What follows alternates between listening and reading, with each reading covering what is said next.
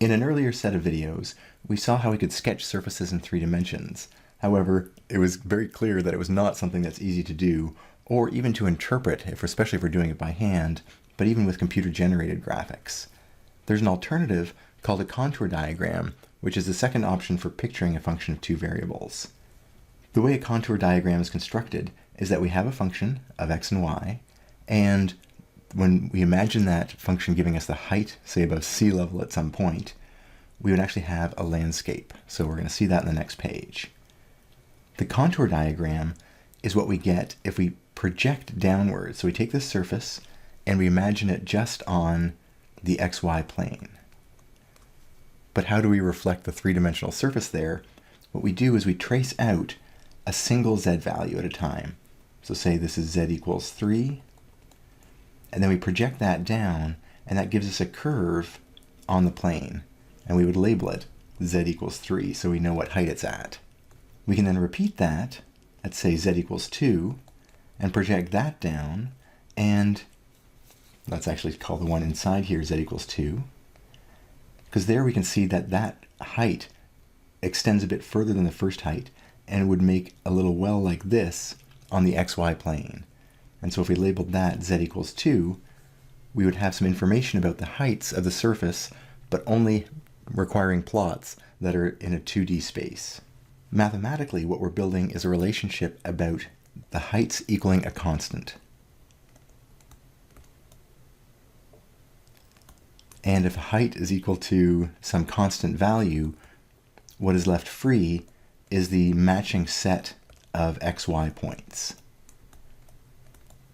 And most commonly, that ends up being a curve of all the points that have that height in the function, or in the surface as it's drawn up here.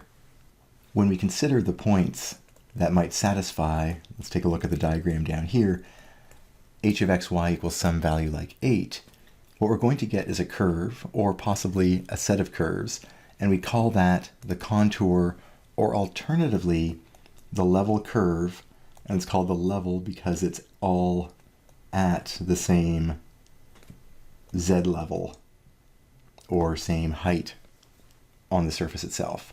So level curve or contour are synonyms. The idea is at any point we could find the height and then find all the other points that share that height.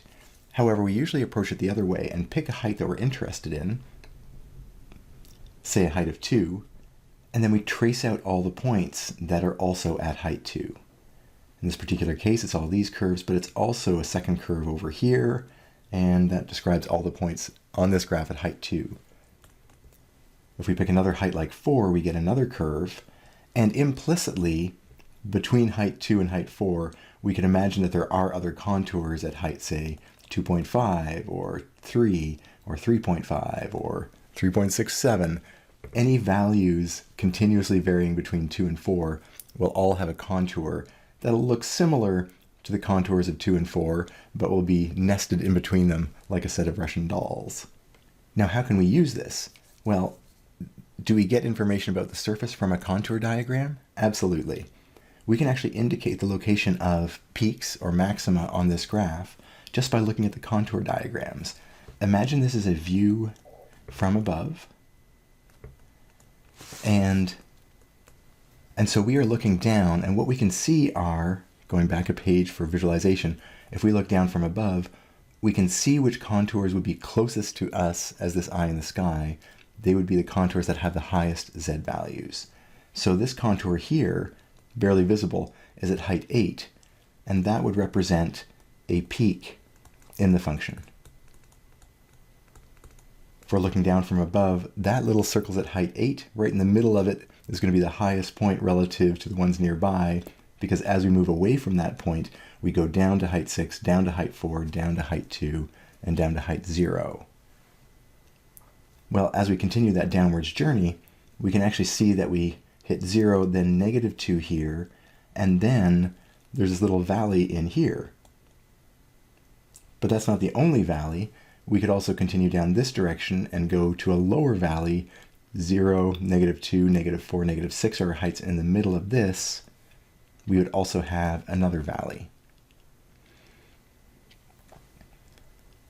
Well, what else can happen? Actually, as we go this way, imagine coming out of this valley, we're at height 0, then we get to height 2, there would be another peak in the function here. Notice these would all be local peaks and local valleys. At least at first glance, we know that this point would be lower than all its neighbors because we have to walk out and up to get out of this valley. What this tells us is that this contour diagram construction, let's try that again. What this tells us is that contour diagrams are effective at telling us some information about the shape of the surface we're talking about, and it only involves drawing in two-dimensional space, which is something that we all should be able to work with given our prior skills in that area. So with the additional information of a label of the height on each of these curves, we get a sense for the 3D shape. For those who have done mountaineering or other activities outside, hiking, you will have seen before topographic maps, also in geography in general, you might have seen them there as well. And those topographic maps are also contour maps. What they reflect are points of equal height on the surface. In this case here, literally the surface of the Earth. Here we have a topographic map for a town and its nearby region. What we can see from the contour diagram is if we are at the town and we're aiming to get to the top of Signal Hill, notice we can see that we have this nested pattern of contours that indicates either a valley or a peak at this point here. Without the number information about the heights, we're not 100% sure, but if we're told that this is a hill, we can be pretty certain that the top there is going to be a peak for the local topography. If we were to walk up to that hill from the town, there's a couple different routes we could take. One route would be straight up the surface there. What happens as we cross each contour is that we're going up a fixed amount of height because each contour corresponds to a certain height level on the surface. And so, say these were 10 meters apart, what that would mean is as we took one step on the map, or left to right on the horizontal axis, we'd be going up by 10 meters quite quickly. And so that would translate into a steep path relative to, say, a more meandering path where we go out like this and maybe follow this path up towards the top of Signal Hill. We still end up at the same location, but this would be a shallower or more flat path indicated by the spacing of the contours. That's something we're going to explore further. But for now, if you imagine this like a staircase, this is like one tread in the staircase. If we take longer to step across this way and go up the same height, that's going to feel easier. It's not going to be as aggressive a climb as taking a very short step and going up the same height. So this would be a very steep staircase, and this would be a shallower staircase. Both of them getting us to the same place, one requiring a longer route, but a flatter route.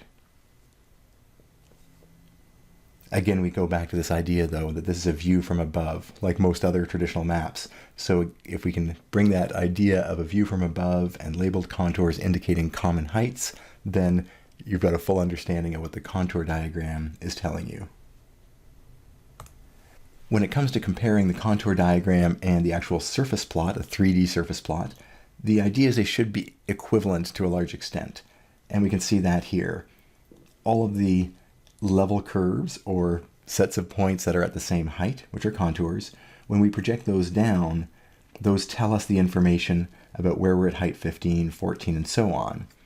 We could then take that information and take those curves and literally draw them at height 15 or 14 and put them in a third dimension. Once we had done that, we could infer the rest of the shape of the surface in between the contours. So if we have a full surface, we cut it horizontally and we draw the curves that result. That gives us the contour diagrams. But once we have the contour diagrams, we could move each of these curves up to their corresponding height, and that would tell us what the surface looks like. This compatibility or interchangeability between the two formats indicates how powerful the contour diagram is in terms of information, and that also indicates that we should be able to do most of the work in this class looking at contour diagrams rather than surfaces, which is important because we should be able to draw contour diagrams, whereas surfaces were much more problematic.